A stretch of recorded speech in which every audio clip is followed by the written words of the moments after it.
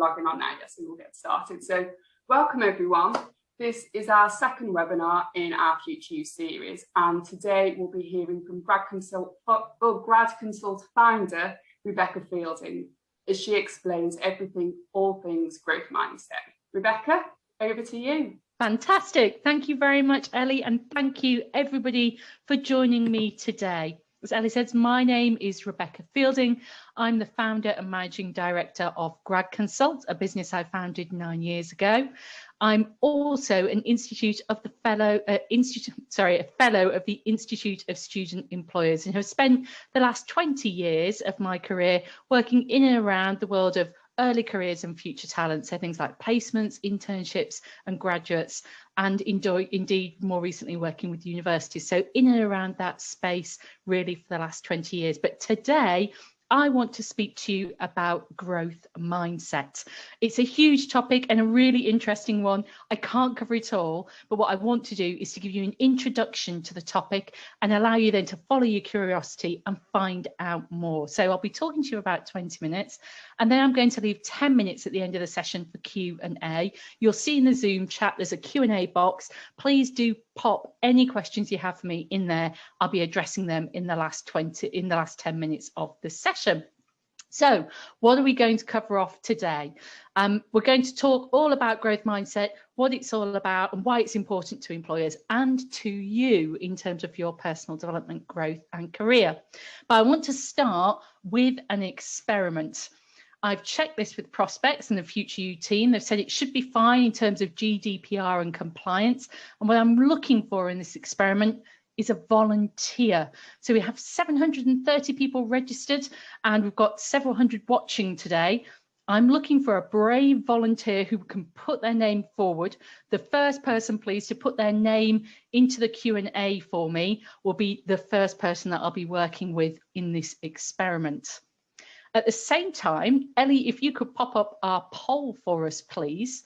And I would like everybody to answer the question for me.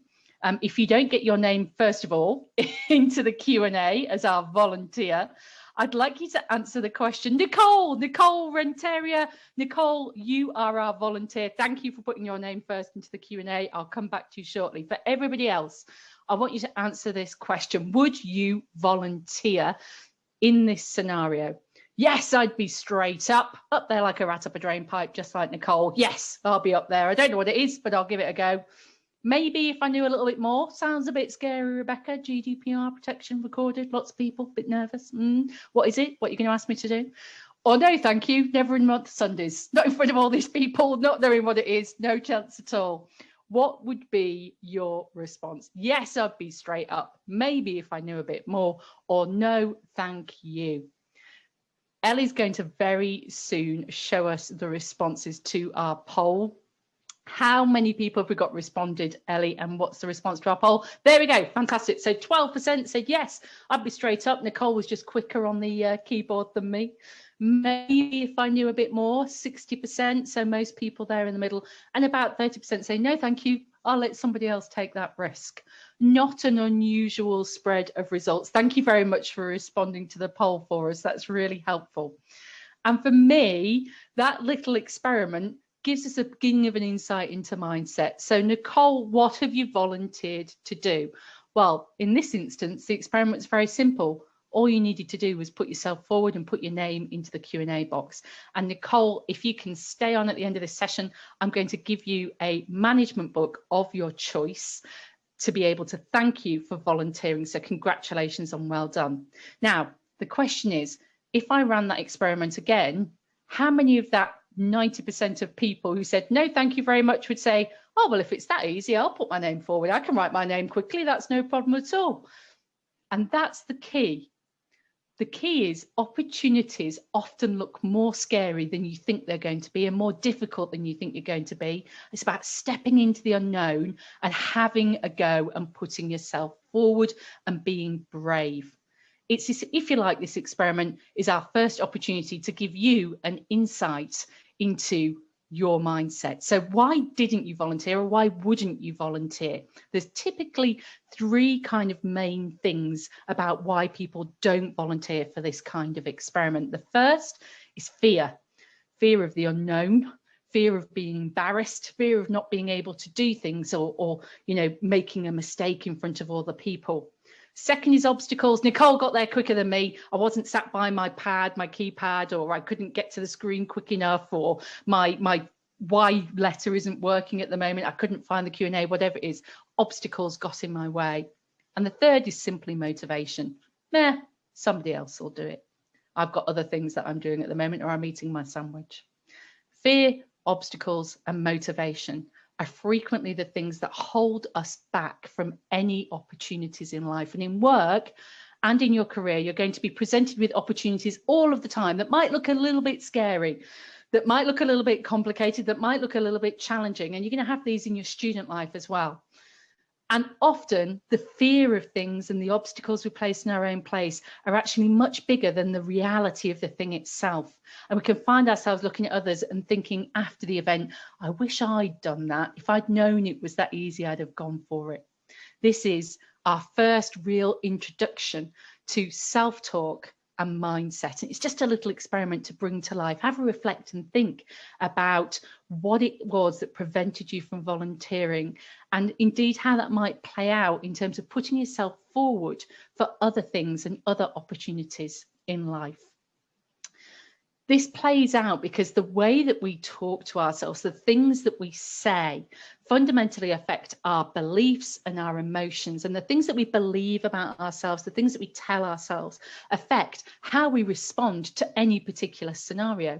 So in any particular scenario, we might say, oh, goodness me, no, thank you. I've tried that before and I'm not sure, I don't want to do it. Or, do you know what, I'm going to give it a go. Why not? Put my hand up, have a go. I'm going to put myself out there and see what happens. So that affects how we behave. And of course, the way that we behave and respond to any opportunities gives us a result and a response to a particular scenario.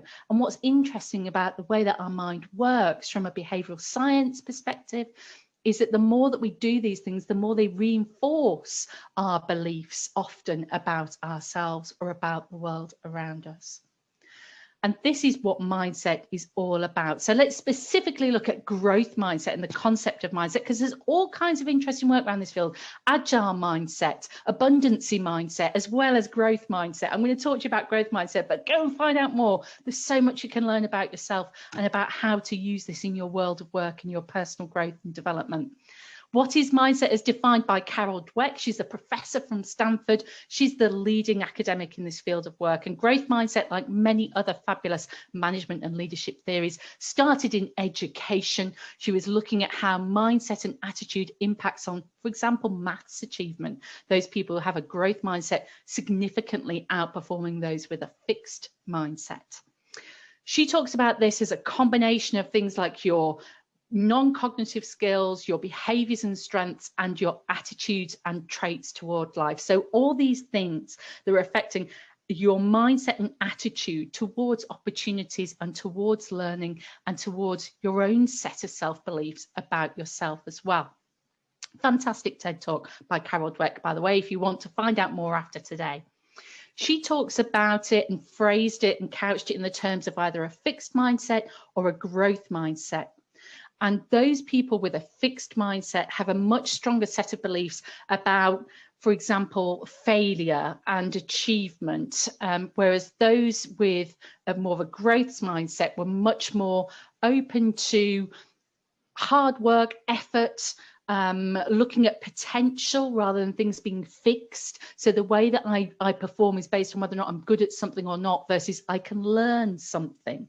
And these are the kind of statements that people with either a fixed mindset or growth mindset would frequently say to themselves in terms of the conversations they were having in their own head when they were presented with opportunities, chances to learn, projects, things that would stretch them or scare them a little bit, whether or not they stepped into it or not. So those with a fixed mindset had a much stronger belief that they're good at something or not, that they should be praised for their achievements, and the achievements of other people were a threat to themselves, versus those with more of a growth or abundancy mindset, very much seeing it as being praised for their efforts is what's important, that failure is the path to mastery and the way to learn and a perfectly normal thing, and that if they work hard and they put the effort in and they're focused on something, they can learn anything, they can improve, they can get better at anything. And their effort and their attitude really determines everything that they achieve in their life and their career. But by way of reassurance, for those of you who are thinking, well, you know, I can have as much of a positive mental attitude as I like, Rebecca, it's not going to get rid of the COVID pandemic completely. I agree with you. And I'm not by any way saying that simply having a positive mindset or a growth mindset or attitude is everything. Having a can-do attitude, no matter what, can actually be quite harmful, both to yourself and indeed to your others. Some of you may have heard of the concept of toxic positivity. So we're not saying that a growth mindset is just about positive attitude, and it's not binary either. So it doesn't mean that having a fixed mindset is bad and a growth mindset is good. And in certain circumstances, actually having a fixed mindset can be hugely helpful. For example, if you want to work in risk or contingency management, you might need to wear what's referred to as Edward de Bono's black hat from time to time. If you were the contingency COVID planner for the disaster scenarios, then having a more fixed mindset or a black hat scenario can actually help you identify risks more constructively. And it's not all about just business growth and profit. There is a really good business case for growth mindset that I'm going to talk to you about next. But it's not all about that. Growth mindset as a concept and as a methodology is also just really powerful and helpful for your own personal development, self-awareness and growth, and particularly within any job application process. So why are employers interested in it? That's a very whistle-stop introduction to it, because we've only got 20 minutes and it's a really fascinating subject, but go find out more. Why does it matter to employers then? Well, these are the words of Satya Nadella. He's the CEO of Microsoft, and the fortunes of that business have been transformed since he became the CEO. Interestingly, he talks a great deal, as do their people team, about recruiting for and developing for growth mindset within their organization. And in this quote, he talks about that because of the volatility, the agility, the uncertainty, the complexity, the ambiguity of the world that we now live in. Expertise and experts have less relevance in a world which is constantly changing. Expertise needs to be changed all the time. And an ability to be able to adapt, to learn, to grow continuously is now one of the single most valuable aptitudes and abilities that any professional in the world of work can have, particularly for people like yourselves entering and preparing for the world of work. That recognition that failure is the path to mastery, that none of us know what we're doing or are experts at the start of any process, but those that learn and become masters of a particular area and particular specialism and expertise or behavior area do so through a process of mistakes and learning and iteration. So it's been adopted, as I said, it started in education, growth mindset. It was then, as these things often are, adopted over into the world of sports, elite sports and sports athletes and coaching, looking at how they can adopt a growth mindset to their performance.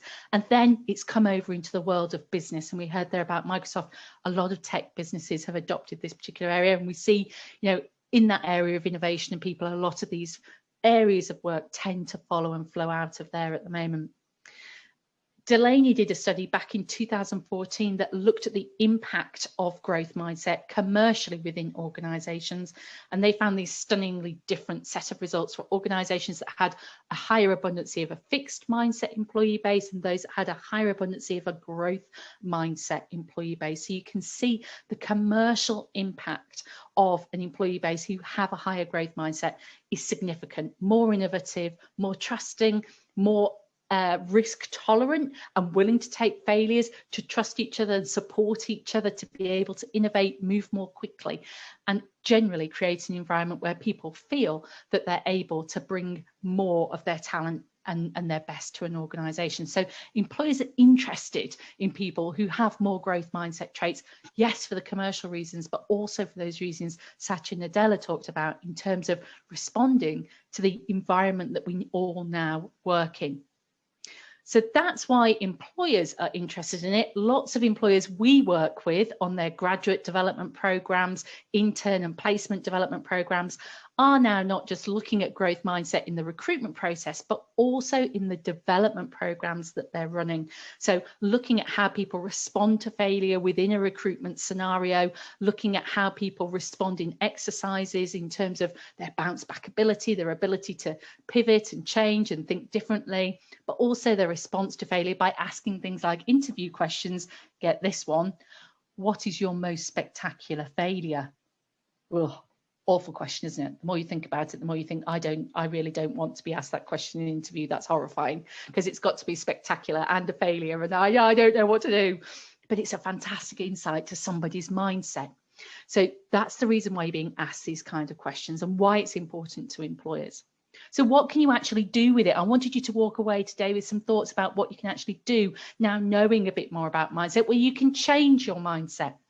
You can develop your mindset. And this is the process by which you can do that, by becoming more self-aware of your self-limiting beliefs and your self-talk, by working and practicing on developing and challenging that self-talk and the behaviors associated to it, and being prepared to lean into failure, to try new things, to learn. And that is a continual learning process. So how can we do that? Well, there are lots of different ways that you can do that. In order to develop your self-awareness, you might want to go and take the growth mindset survey. Here's a quick QR code. We don't have time to do it today, but if you want to take a quick picture of this, you can, or if you're watching it on the recording, you can press pause now and take that little quiz, which will give you an insight into your mindset. There's also a much longer version of the quiz online if you want to Google it and find it. That's the very beginning of self-awareness, though, is doing a little questionnaire like this. It's never black and white. It's simply an indication to get you thinking and questioning and heightening your self-awareness about your own mindset. So what else can you do? Well, you can think about your self-limiting beliefs. Here's just some of the most common ones that we find when we're working with people who are either students or in the early stages of their career. These are the things that people tell themselves. They believe to be fundamental tenets about themselves. I'm rubbish at Excel. I can't do that. I'm not a good presenter. I'm never going to be able to present. I don't do detail. I'm no good at maths. These are the kind of things, just statements said with certainty, that people tell us about themselves and they believe about themselves to be true. You may be looking at some of those now and thinking, yes, I tell myself that. I want you to ask yourself why. Why do you tell yourself that? Because adopting a growth mindset methodology would suggest that those statements aren't true. You're simply not good at them yet. The power of yet. You have to want to try and get better. You have to accept that you're not good at something to begin with. And failure is the path to mastery, that if you want to get better at it, you can, and you will make mistakes along the way, and you're not going to be brilliant at it to start with. And that's okay. None of us were. So challenging those self-beliefs, thinking about why you believe that about yourself to be true, what experience you've had, what feedback you've had, who's told you, and why is their opinion of you so valid? Why have you given it so much power over you to believe and define that about yourself? So explore your self-limiting beliefs, challenge them, talk to people who care about you, ask them what they think. Next is looking at your self-talk. So changing and practicing that self-talk from negative self-talk. So I'm no good at it. It won't work. I haven't done it before, so I can't. That's a really common one. I can't do it because I've never done it before. Who says you can't do it before? I believe you can do it. You've got the skills and the aptitude. Have a go. You might not be brilliant at it, but you can do it. And certainly if you plan, then you can do it. So you can challenge your thoughts. You can change your self-talk from this to this. You can change the way that you talk to yourself. So yes, I might not have done it before, but it's a great opportunity to learn. I can give it a really good go, and my boss believes in me. So I'm going to have a try. I'm going to put myself out there. From I'm too busy, I can't do that, to I choose to do that. From I have to do this to I choose to do that. How many times have you said to yourself in the last month, I'm too busy to go for a run. I'm too busy to go to the gym. I'm too busy to ring my mum. That is nonsense. You are choosing either consciously or subconsciously to make something more important than that other thing. It's a choice. So again, self-limiting beliefs and understanding the things that you believe and believe to be true about yourself really allow you to challenge and change your mindset from negative self-talk to positive self-talk. Let's just do a quick thought experiment to bring this to life. I want you, please, to think about a big career goal. If you've got a pen and paper to hand or a notepad or something you can jot on or screen, I'd like you to think about writing down a big career goal right now. And for some of you, that big career goal might be getting your first internship this summer. It might be getting yourself a job in the pandemic when you graduate this year. It might be more long term. Perhaps you aspire to run your own business. Think about what that career goal is. I want you to start by thinking about all the reasons why you cannot achieve that goal and write those down. This is that first screen, that negative self-talk. So why can't I get a job this summer? Massive recession. All the internships have been taken away, loads of competition, no support from government. I haven't got location, I haven't got the money, I haven't got the personal networks, I haven't got the social networks, haven't got the support. I've tried and tried and tried and failed. That might be your list of negative reasons that you've just written and wonder why you're never going to achieve that goal. I want you just to take a moment, write them all down. Okay. I want you to notice how you're now feeling about that career goal. And we're going to change now. We're going to change to the positive self-talk. And turning that piece of paper over or moving down the sheet, I want you to write down all the ways in which you can achieve that career goal. All of the opportunities that you have, all of the assets that you have available, who can help you. If that's about that internship this year, you can keep applying, you can do better research, you can ask for feedback, you can use networks, you can go back to the career service again, you can do some practice, you can do some simulations, you can come to more sessions like this with prospects, you can dedicate some time, you can ask friends and family for support, for feedback, for introductions, for networks. There is so much you can do. Write down all the things you can do, all the ways in which you can achieve that dream, that goal, all the ways you can do it. No ifs, no buts, no babies. We left all of that in the negative side of the piece of paper. And now I want you to sense how you're feeling about that big career goal. I want you to recognize that whether you know you're doing it or not, you're having that conversation with yourself about your future all of the time, in your own mind, in terms of your self-talk. Either you are talking yourself out of opportunities and talking yourself down, or you are lifting yourself up and looking for the ways in which you can. Accepting that failure is that path to mastery and things will get better and they will improve. It's about effort. It's about application. It's about continuous learning.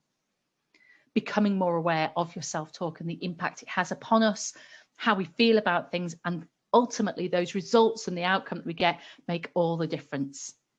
So final thing is about embracing risk and failure, applying some of this mindset methodology, for example, to your job search. Making excellent job applications is a skill. It's a skill that can be developed. You probably weren't very good at it the first couple of times that you filled it in. You might be getting a little bit better now. Just because you haven't been successful in the past does not mean you won't be successful in the future. Get feedback, see the career service, get people to have a look at it for you, work hard at it. You will get better. A positive mental attitude is one thing, absolutely, but it must be balanced with effort. If you're looking for a job search, dedicate time to it. It is not an easy process. It will take time and it will take several hours every week. Focusing time, energy and effort makes a big difference. When you're looking down that list of skills, you might not have them all yet, but look at the ones that they really need and look at the things you can learn and adopt that growth mindset that I'm not scared because I don't know that yet, or I'm not good at that yet. I can learn. I can learn. Outstanding employer research is singularly the biggest thing that will make you stand out on your application and in your job search. It demonstrates commitment, it demonstrates self-awareness and emotional intelligence. Making sure you're doing that is a huge part of success in your job search. It can feel hard to do that when you're in a fixed mindset place of what's the point in bothering doing the research because I'm never going to get the interview anyway. Clearly a self-fulfilling circle. Doing the research gives you the best opportunity of getting the interview. Not doing the research almost certainly guarantees you're never going to get one. Seek continuously to improve and get better. That will take a short period of time for some people. It will take much longer for others. But if you continually adopt that learning approach, ultimately you will achieve. And at the end of it, you only need one job offer. That's all you need. Rejection is singularly the most expected and normal process of any outcome of any job search. If you've got 79 applications for every one graduate role, then 78 people are going to get a rejection and one person is going to get a job offer. So when you put a job application in, rejection is perfectly normal. It is no reflection on you. It might be a reflection of something you can learn about your skills and your knowledge and your approach so far, but that's perfectly normal. It doesn't mean there's anything wrong with you. You have to keep telling yourself, I can learn from this. What can I take? How can I grow from this? That's everything I wanted to share with you. I hope that has given you some insight. I'm conscious we've only got a couple of minutes left and we've got loads and loads of questions. So I'm going to start taking some questions now. I'd like to hear more about the fact that there are often economic factors related to the level of comfort regarding taking risks. Yes, Nicola, they are, absolutely. They can be very genuine obstacles. I myself had to do my last exam on a Friday when I graduated, and I started work on the Monday. And the first 3 months that I was in my graduate job, I had to work 3 nights a week in a pub because I didn't have the family or the connections or the economic background to be able to have the luxury of a summer off. I'm not saying in any way, so one of those reassurances I said is that, you know, effort and a positive attitude, it's not all about those things. Of course, there are genuine barriers as well. Finding ways to work around them, I think, is helpful. And again, one of the things that I often encourage people to do is, if you want to do something, think about what you want to do. Do you want to do it? Yes or no? Answer that question first and then work out the how. How can I do that? How is that possible? Where can I get the money? How can I break down those barriers? What are the routes in for me? What options are available? Can I ask for support or help from the employer, from my university, if I don't have it in my familial background? So the how comes after the what. Often we focus so much on the how first, we close down the what to ourselves. Any books you'd recommend to read on mindset? Oh, there's so many. I would start with Carol Dweck's book. It's fantastic. And then that will lead you on to a whole wealth of other fantastic stuff. How could you relate the growth mindset to professional sports people? So a lot of professional sports people use it in terms of optimizing their performance.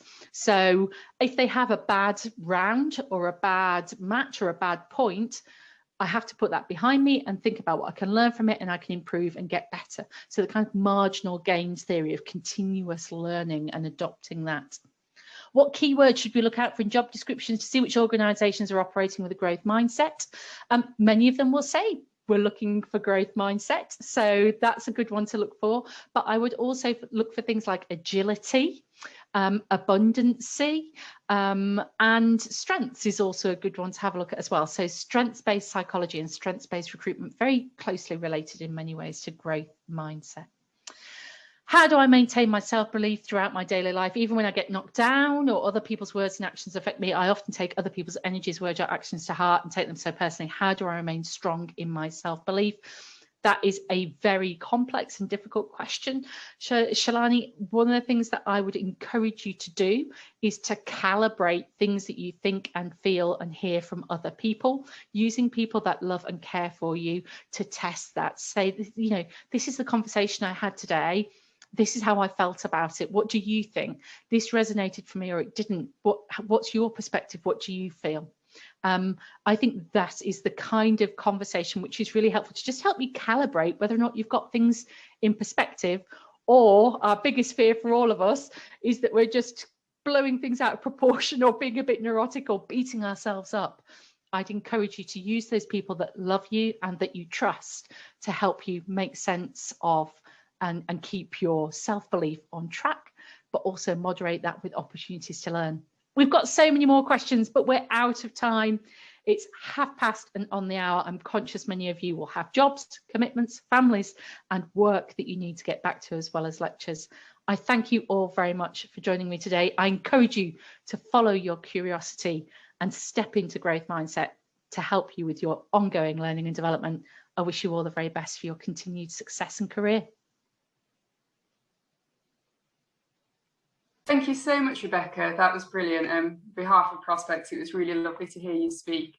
And it just shows from all the questions that have come in how much that presentation meant to a lot of people. So I hope everybody took great value from it. I'm sure that you did. We'll be sending out the on-demand version a little bit later in the afternoon, so you can have a look through all the slides again. You can pause where you need and then have a good look at them. But thanks again, Rebecca. It's been a real pleasure. And thank you very much, everyone, for joining us. Thank you.